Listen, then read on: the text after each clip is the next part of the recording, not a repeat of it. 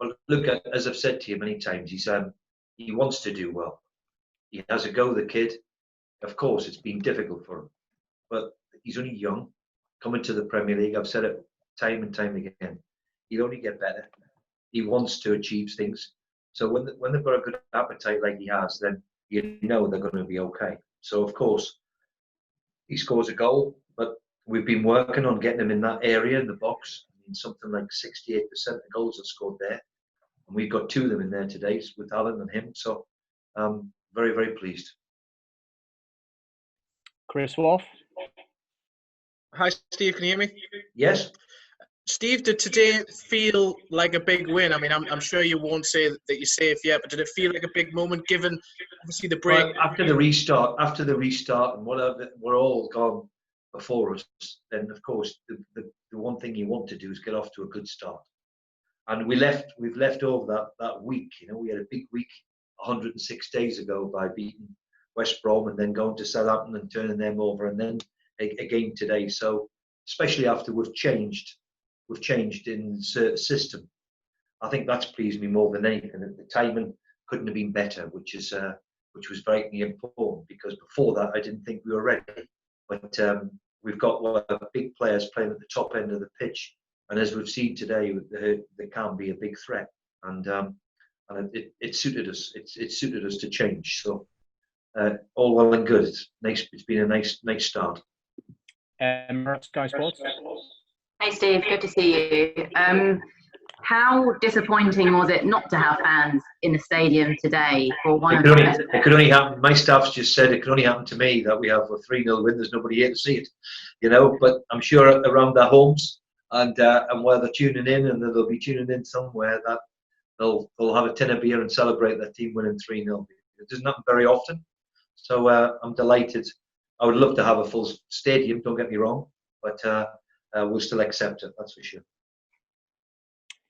David Coverdale, Daily Mail. Hi, Steve. Hey, David. Hi, Joe Linton. When he celebrated, he put the ball under his top and sucked his thumb. Has he just had a new baby? I really don't know. No, I don't know. Okay. There's the truth to that. I'm not aware of a new baby. Whether it happened in the past, I'm not sure. But Lee, do you know if he's had a new baby? Lee Marshall? Come on, Lee, you're supposed to know these things. I'm not aware, David, to be brutally honest. But I mean, on Joe, I mean, do you hope now he's got that goal, he can go on and on a run and improve? As I've just said, he wants to do well. It's never easy being given the number 9 shirt to play for Newcastle. Never. With the history of the club and what it is, it thrives on the number 9. And a young lad like he is, to come from a different country and come from a different league, there's no doubt he's found it tough, and he found it tough today again. But thankfully, he's got a goal, and hopefully that'll make him a lot better. Damien Spellman, PA. Hi, Steve. Hi. Steve, you asked in the week about Alan Saint-Maximin training at home with his dog. However he was training, it seems to have worked for him. He looked really sharp. Well, I said today, when he walked through the door, some 11 months or whatever it is ago now, he'd certainly get the supporters off the seat. Of course, they weren't here today, but certainly even in the press box, some of the stuff he does is just, it's not coachable. It's just natural ability. So whether he's dribbling around his dogs or he's dribbling around his mates, who knows? But he's just a natural footballer, the kid, who, if he keeps improving, then the world's the limit. It's limitless of what he can achieve, because he's certainly one of the most naturally gifted footballers I've had the pleasure to work with. Scott Wilson, Northern Echo. Hi, Steve. Steve, you've said on a couple of times this season that you've been frustrated because the team hasn't been able to play the kind of football you like, or that you have. I think what I said was, we tried to change at Leicester, if you remember. I know we went down to 10 men, but the one thing I detected very, very quickly was they weren't ready for change. So with the experience I would like to think I've got was, well, why do I change it? Let them be comfortable. the time come when I thought that our big players up the top end of the pitch weren't becoming a threat in the final third. You know, they were working so hard for the team, but we weren't. We had lost that little bit of a counter attack, if you like, to play on the counter attack. I didn't think we were a big enough threat of what we've got. So, thankfully, the time was right to change, and it's proven at the moment that they're enjoying it, and certainly we're more of a threat. You know, we scored 3 against West Brom in a good cup tie. We scored 3 against today, so things are looking up. Martin Hardy, The Times. Hi, how are you doing? You okay? I'm okay, man. When Clinton came off and he shook his hand, and what did he say to him? And after the game and in the dressing room, the lad, what did you do for him? Which one? Who did I say? Who did it? Joe Linton you talking about? Did you say? Joe Linton, when he came off. I think we all look, Martin. When somebody wants to achieve something and wants to do well, we all want him to do well. Staff, players, everybody around. He's a really genuinely good lad, and he gives his all for the team. So once you keep doing that, and you're a team player like he is, then you're gonna get the respect of everybody. And I think we're all just delighted for him that he's managed to score a goal, and hopefully that's now 2-3 he's got over the last few weeks. Even him personally, he's probably suffered in the lockdown more than anybody.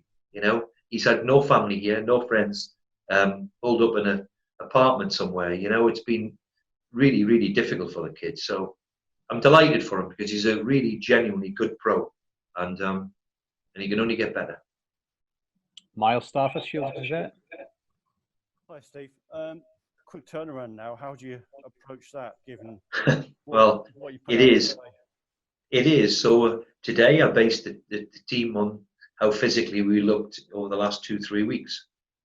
And of course, the one thing you're going to have to do, all of us, is make a few changes. Whether it's this Wednesday or next Saturday or the following Wednesday, to play the amount of games we're playing in a month, we're going to have to rotate and have a little bit. So the result gives me that option. But I said on Friday, let's try and chase down Burnley if we can. And we want to try and finish as strongly as we possibly can. We've given ourselves a wonderful platform.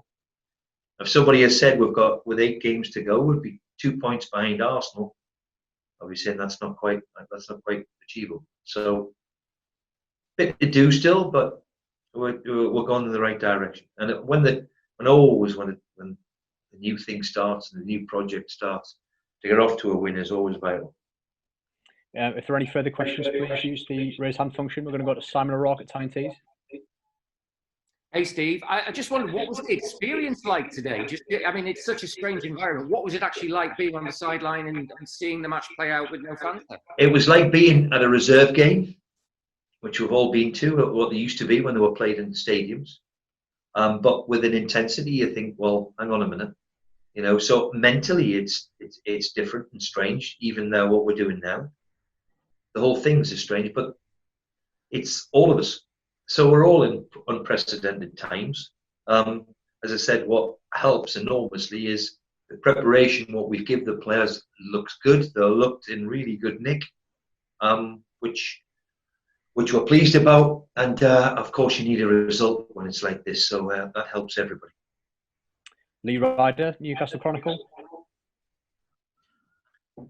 Hi, Steve. Hi, Lee. Just wondering, you talk about the physical side of the players. You talk about the physical side of the players there. I thought they looked quite comfortable compared to some of the games that I've watched over the weekend. You've obviously done a lot of things right with them.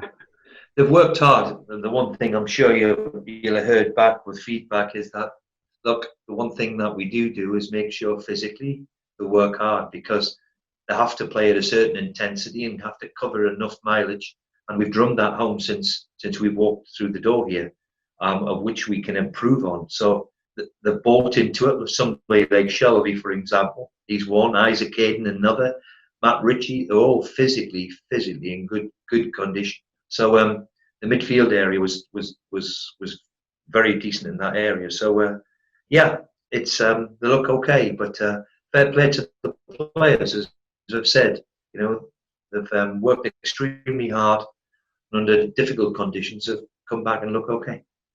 Last call for raised hands, and we're going to go to Scott Wilson at the Northern Echo. Steve, from the sidelines, we could kind of hear Matt and Jamal in particular all the way through, kind of barking out instructions. How valuable is it for you to have that type of player who, you know, just will clearly not tolerate anybody not putting it in? And by the way, all of them 5 lads were the core of the team that won the championship, and they're still here, and they're still performing very well. It is the core in the spirit of what the club stands for at the minute. Your John Joes, your Isaacs, your Jamal, your Matt Ritchie, the goalkeeper, and Darlow, and you know, all of these lads have been here and around Newcastle now, and the club means something to them. That's why we're delighted that we've tied them up. You know, the club really does mean something to them, and when you've had the pleasure to work with them for a year now, you can understand of what they are and why they are. And of course, there's a determination about and a feistiness, and that you need that.